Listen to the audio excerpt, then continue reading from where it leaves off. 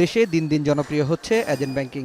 এর মাধ্যমে সহজে ব্যাংকে টাকা জমা ও উত্তোলন করতে পারছেন গ্রাহকরা। এছাড়া বিভিন্ন ব্যাংকের এজেন্ট ব্যাংকিং আউটলেট থেকে ঋণ সুবিধাও পাচ্ছেন গ্রাহকরা। দেশের অধিকাংশ এজেন্ট গ্রামাঞ্চলে হওয়ায় প্রবাসীদের আয়ের বড় একটা অংশ আসে এসব আউটলেটে।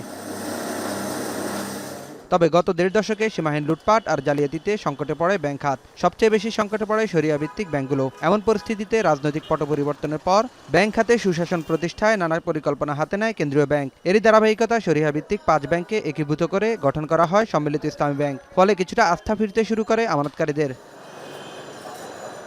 বাংলাদেশ ব্যাংকের তথ্য বলছে, আলোচিত 5 ইসলামী ব্যাংকের সম্মিলিত শাখা 779টি এবং উপশাখা রয়েছে 698টি। 1000-এর কিছু বেশি এটিএম বুথের পাশাপাশি বিভিন্ন এলাকায় কার্যক্রম চালাচ্ছে এসব ব্যাংকের 511টি এজেন্ট ব্যাংকিং আউটলেট। এর মধ্যে ফার্স্ট সিকিউরিটি ইসলামী ব্যাংকের 226, এক্সিম 155, গ্লোবাল 104, সোশ্যাল ইসলামী 180 এবং ইউনিয়ন ব্যাংকের শাখা রয়েছে 114টি।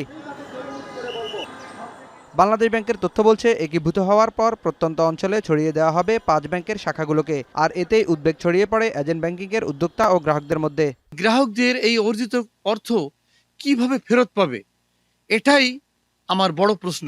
বাংলাদেশ ব্যাংক এবং সংশ্লিষ্ট দেরই ভাবতে হবে এবং তাদেরকে এই পদক্ষেপ নিতে হবে যাতে কোনো সমস্যা না থাকে।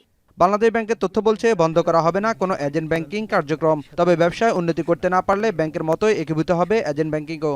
এজেন্ট ব্যাংকিং এর অটোমেটিক্যালি যখন বিজনেসটা হবে, যেহেতু এজেন্ট ব্যাংকিং, যে এজেন্টরা পারফর্ম করতে পারবে না, তাহলে অটোমেটিক সেই এজেন্টের সংখ্যা কমবে, বা যে জায়গায় এজেন্টের দরকার নাই সেখানে হয়তো এজেন্টগুলো তারা নিজেদের মধ্যেই সেটা ব্যবসাটাকে রিলোকেট করবে। তবে সমন্বিত পরিকল্পনা ছাড়া সফলতা অর্জন সম্ভব নয় বলে মনে করছেন অর্থনীতিবিদরা। আপনার প্রতি যে ডিপোজিটর, তার যদি আস্থা না থাকে তাহলে আপনার কাছে কিন্তু ডিপোজিট আসবে না। আর ডিপোজিটটাকে কেন্দ্র করেই কিন্তু আপনার বিজনেস, আপনি লোন আউট করেন। অতএব ডিপোজিট যখন আসবে না, কিন্তু আপনার খরচের খাতায় যখন একের পর এক খরচ যুক্ত হতে থাকবে, তখন প্রকৃতপক্ষে সেই লায়াবিলিটি কিন্তু ব্যাংকগুলোকেও আরও দুর্বল করে দেবে।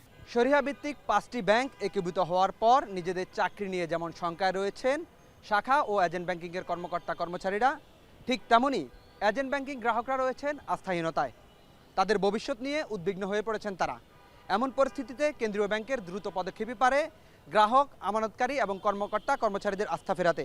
এমনটাই মনে করছেন অর্থনীতিবিদরা। নাইম কামাল, এখন, ঢাকা।